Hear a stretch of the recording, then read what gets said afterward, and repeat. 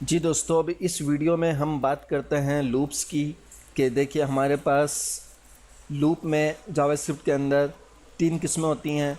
एक for loop, एक while loop और एक डू वाइल लूप। एक वाइल लूप और एक do while loop, for loop.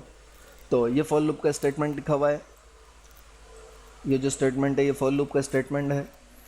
तो लूप्स एक्चुअली करता क्या है, लूप्स एक्चुअली करते क्या हैं कि लूप्स कई बार एक कोड को एग्जीक्यूट कर सकते हैं। एक कोड आपने बनाया और आप उसको जितनी दफ़ा एग्जीक्यूट कराना चाहते हैं वो कोड उतनी दफ़ा एग्जीक्यूट होता रहेगा।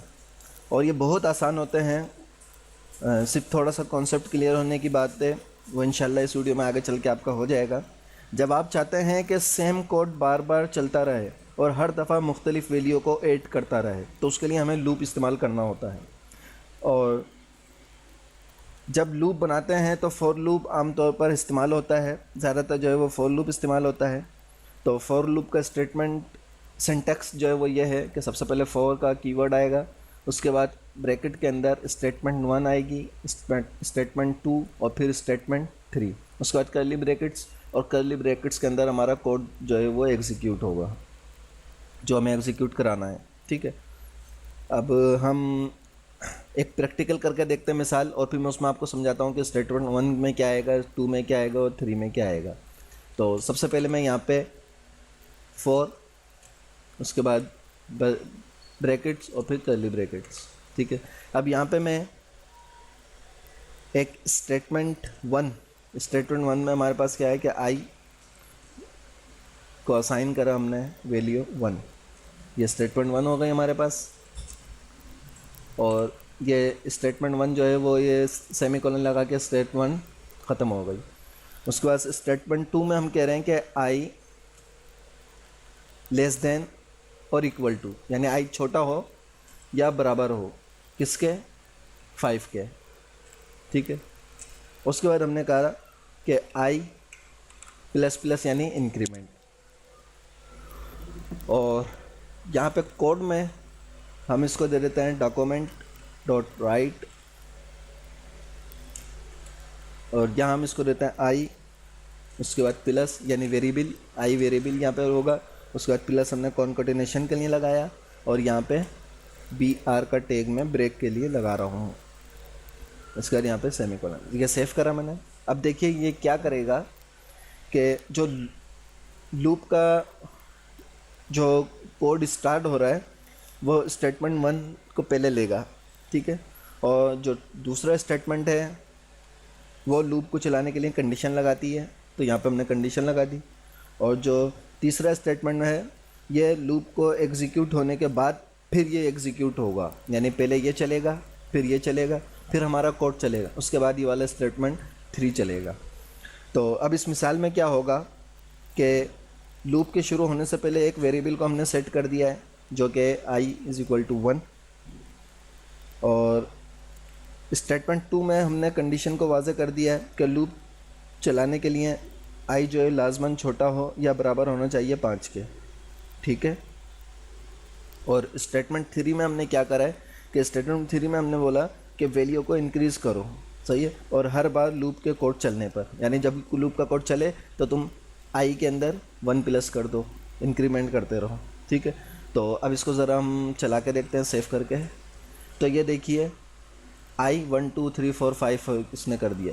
पहले i 1 था तो i छोटा है 5 से, उसने देखा तो यहाँ पे उसने i को प्रिंट कर दिया। प्रिंट करने के बाद इसने फिर यहाँ पे इसको लिया और इसको 2 करा, 2 करके फिर वापस यहाँ पे दिया, तो अब i की वैल्यू 2 है और 2 जो है वो छोटा है 5 के, तो यहाँ पे i प्रिंट हो गया 2।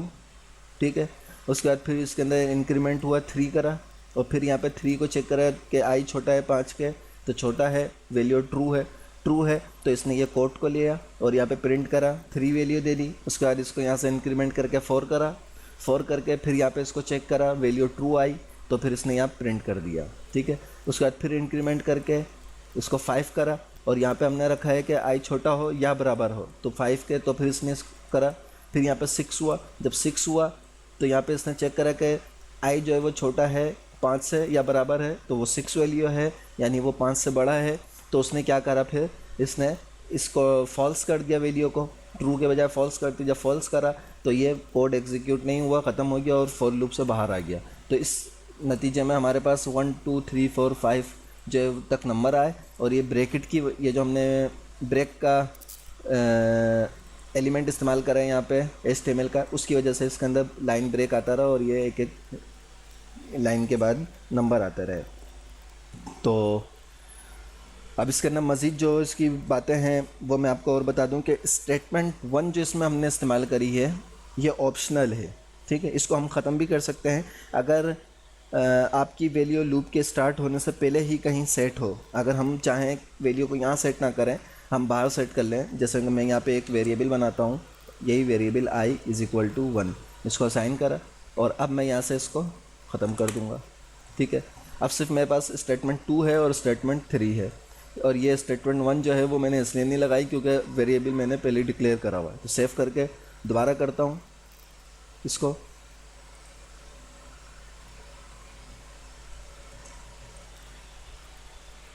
सॉरी यहाँ पे मैंने जो है वो सेमीकोलन नहीं लगाया स्टेटमेंट का। ये एक जब वेरिएबल हम बाहर लगाएंगे तो हमें एक यहाँ पे स्टेटमेंट, यहाँ पे ये सेमीकोलन लगाना पड़ेगा, पता चलेगी ये स्टेटमेंट यहाँ पे ख़त्म हो रही है, पहले से ये सेकंड स्टेटमेंट जो है वो शुरू हो रही है।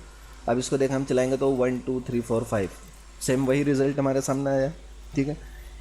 इसी तरीके से स्टेटमेंट 1 में जो है वो हम एक से ज़्यादा वैल्यूज़ भी लगाई जा सकती हैं। हम स्टेटमेंट 1 के अंदर एक से ज़्यादा वैल्यू भी लगा सकते हैं। कैसे कि जिस तरीके से ये पहले था, इसको Ctrl+Z करता हूँ मैं,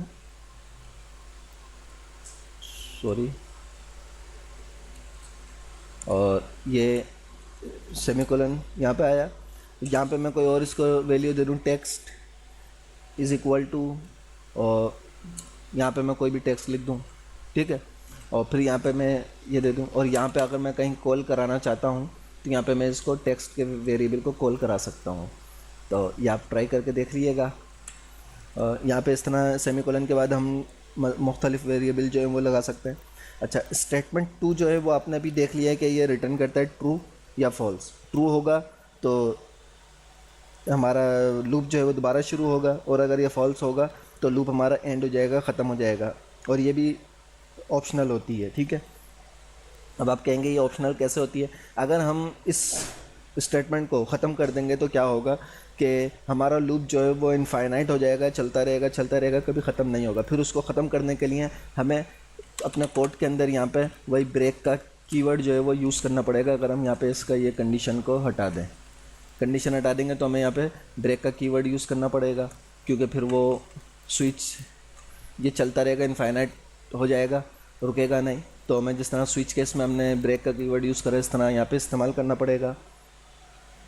और स्टेटमेंट 3 जो है जिसमें इंक्रीमेंट हो रहा है, तो ये शुरू के वेरिएबल को तब्दील करने के लिए इस्तेमाल होता है। ये कुछ भी इसमें कर सकता है, यानी हम इसमें कोई भी वैल्यू इसमें इंक्रीमेंट की इस्तेमाल कर सकते हैं। फॉर एग्जांपल नेगेटिव इंक्रीमेंट कर सकते हैं, पॉजिटिव इंक्रीमेंट कर सकते हैं, और इसके अलावा कोई भी वैल्यू इसको हम दे सकते हैं।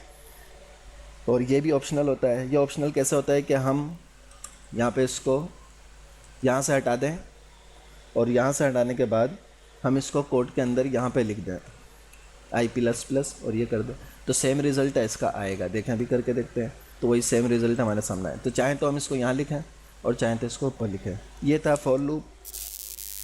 उम्मीद है कि आपको अच्छी तरह समझ में आया होगा। अब हम आगे देखते हैं वाइल लूप।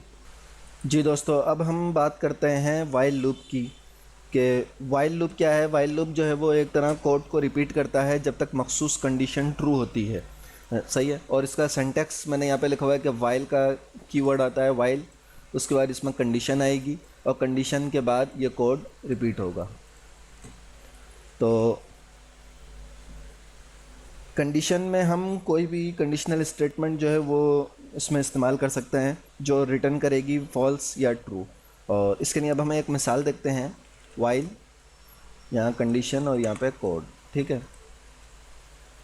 तो यहाँ हम कंडीशन लगाते हैं, उससे पहले एक वेरिएबल बना लेते हैं, वेरिएबल i = 0, ठीक है। और यहाँ पे अब हम देते हैं i छोटा हो या बराबर हो, यानी लेस देन और इक्वल टू 10। सॉरी, ये 120 हो गया, उसको 10 कर देता है, ठीक है। तो जब तक ये कंडीशन ट्रू होगी तो अब क्या होगा कि जो हम यहाँ पे कोड लिखेंगे वो कोड एग्जीक्यूट होता रहेगा। Document dot right I plus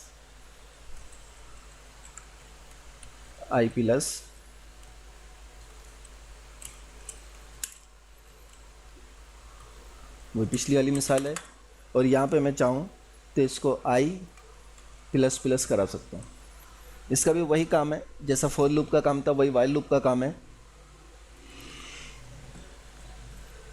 तो अब इसको चला के देखते हैं, तो देखें क्या रिज़ल्ट देता है। ये 0 से लेके 10 तक का इसका रिज़ल्ट आ गया। ये यहाँ पे चेक कर रहा है वाइल लूप के variable i is equal to 0, i छोटा हो 10 से तो यहाँ पे i को प्रिंट करो और उसके बाद उसमें एक वैल्यू का इजाफा कर दो। अब वो i हो गया 0 था पहले, तो 0 था, फिर वो 1 हो गया, चेक करा, प्रिंट करा, फिर इंक्रीमेंट करा, फिर यहाँ चेक करा। ये करते करते जब इसकी वैल्यू 10 हुई तो यहाँ इसने देख लिया कि ये 10 के बराबर है, 10 भी इसने प्रिंट कर दिया, सही। और फिर यहाँ पे इसको जब 11 हुआ तो उसने इसको फिर ये वाइल लूप से बाहर आ गया। तो फॉर लूप और वाइल लूप तकरीबन मिलते जुलते होते हैं, सेम ही होते हैं, सिर्फ उनके सिंटैक्स लिखने में जो है वो थोड़ा सा मसला होता है, ठीक है। अब ये वाइल लूप था। अच्छा, इसमें एक बात का ये बता दूं कि लूप चलता रहेगा अगर हम इसके अंदर इंक्रीमेंट को कहीं पर भी नहीं लगाएंगे। अगर इसी कंडीशन में इस्तेमाल हुए वेरिएबल को इंक्रीज़ करना भूल गए, अगर हम, जैसे मैंने यहाँ पे नीचे करा हुआ है, ये इंक्रीज़ करना अगर हम यहाँ पे भूल गए तो ये लूप फिर एंड नहीं होगा और ये चलता रहेगा। तो इस बात को बिल्कुल यकीनी बनाएं कि वाइल लूप की कंडीशन आखिरकार कहीं ना कहीं फ़ॉल्स हो रही हो। अगर इसकी कंडीशन कहीं पे भी फ़ॉल्स नहीं होगी तो ये चलता रहेगा। इसको फिर कहेंगे हम इनफाइनाइट लूप। और उसका एक नुकसान होता है, वो वरना मैं आपको यहाँ पे चला के दिखाता कि इनफाइनाइट लूप क्या होगा, कैसे चलेगा। तो उससे ये होता है कि ये जो ब्राउज़र होता है ना, ब्राउज़र उससे क्रैश हो जाता है। अगर हमने इसको यहाँ से हटा दिया और फिर मैं अगर लूप को चलाऊंगा तो ये लूप चलता रहेगा और आखिरकार मेरा जो ब्राउज़र है वो क्रैश हो जाएगा और फिर एरर दे देगा। इसलिए मैं वो इस्तेमाल करके आपको नहीं बता रहा। तो ख़ुद अगर आप ट्राई करना चाहें तो चेक कर लीजिएगा, लेकिन उससे ब्राउज़र को थोड़ा सा इफेक्ट पड़ता है, इसलिए मैं उसको इस्तेमाल नहीं कर रहा। अब हम आगे चलते हैं और बात करते हैं डू वाइल लूप की।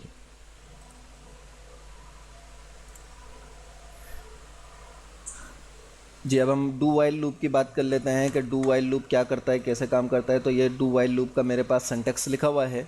सबसे पहले इसमें डू आएगा, उसके बाद ये ब्रैकेट्स ओपन होकर क्लोज होंगे और उसके दरमियान में हमारा कोड जो एग्जीक्यूट हमें कराना है वो होगा। और उसके बाद वाइल आएगा और वाइल के बाद कंडीशन, और कंडीशन के बाद यहाँ पे मैं सेमीकोलन लगाना भूल गया, तो ये सेमीकोलन। तो इसमें लाजमन जो है वो आखिर में सेमीकोलन आता है, ठीक है, क्योंकि फॉर में और वाइल में ब्रैकेट्स बाद में खुलते हैं, पहले कंडीशन आती है तो ब्रैकेट्स जब बंद हो जाते हैं ब्रैकेट के बाद सेमीकोलन नहीं आता। लेकिन इसमें ब्रैकेट पहले आते हैं और ये कंडीशन बाद में आती है तो कंडीशन के बाद सेमीकोलन आता है, ठीक है। तो डू वाइल लूप का बिल्कुल मुख्तलिफ है, बिल्कुल इसका अपोजिट ये काम करता है। और ये लूप एक बार ज़रूर एग्जीक्यूट होगा जब हमारी कंडीशन, ये लूप जो है वो कंडीशन चेक करने से पहले ज़रूर एक बार एग्जीक्यूट लाजमन होगा। और अगर कंडीशन ट्रू होगी तो ये दोबारा चलेगा, और अगर कंडीशन ट्रू नहीं होगी तो फिर ये नहीं चलेगा, लेकिन एक बार ज़रूर चलेगा। और जब तक कंडीशन ट्रू रहेगी ये चलता रहेगा, ठीक है।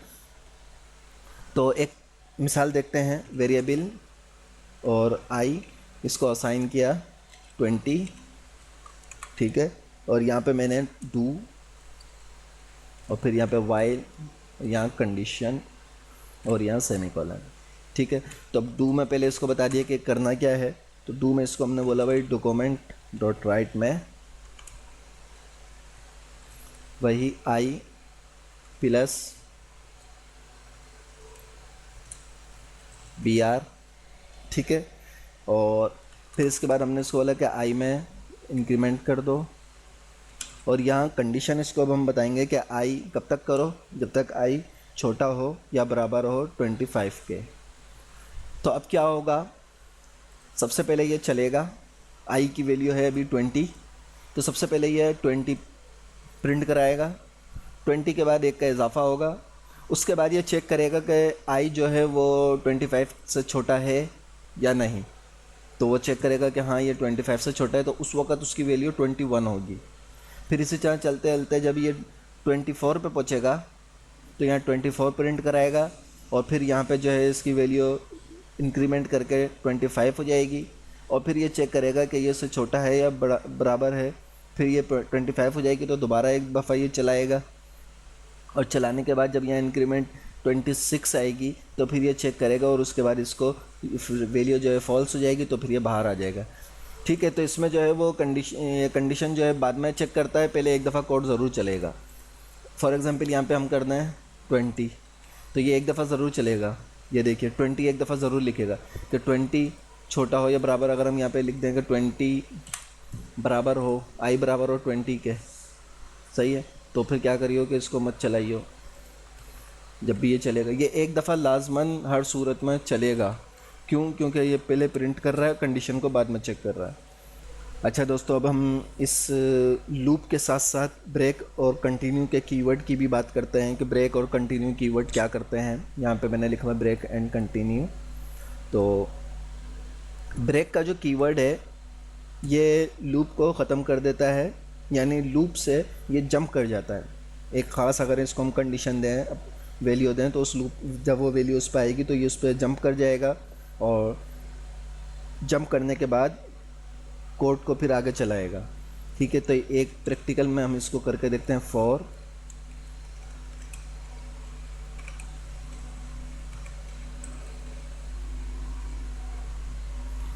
यहाँ कोड एग्जीक्यूट हो रहा है, यहाँ कंडीशन हम लगा रहे हैं कि I is equal to 0, I less than और इक्वल टू 10, फिर आई इंक्रीमेंट। ठीक है, और यहाँ पे हमने इसको दे दिया डॉक्यूमेंट डॉट राइट। राइट में हम इससे क्या करवा रहे हैं, वही आई प्लस बी आर। ठीक है, तो अब ये 10 तक चल रहा है। ठीक है, यानी आई बराबर है 0 को, आई छोटा हो या बराबर हो 10 से, तो ये चलता रहे और उसमें 1 का इजाफा होता रहे। लेकिन अब मैं चाह रहा हूँ कि जब 5 पर ये पहुँचे तो ये जंप कर जाए लूप मेरा 0 1 2 3 4, 5 पे आके जंप कर जाए और फिर 6 7 8 9 10 तक चले, 5 को प्रिंट ना करे। तो उसके लिए यहाँ पे क्या करना होगा, उसके लिए हम यहाँ पे ब्रेक का कीवर्ड इस्तेमाल करेंगे। और वो ब्रेक का कीवर्ड हम किस तरह इस्तेमाल करेंगे कि इफ़ अगर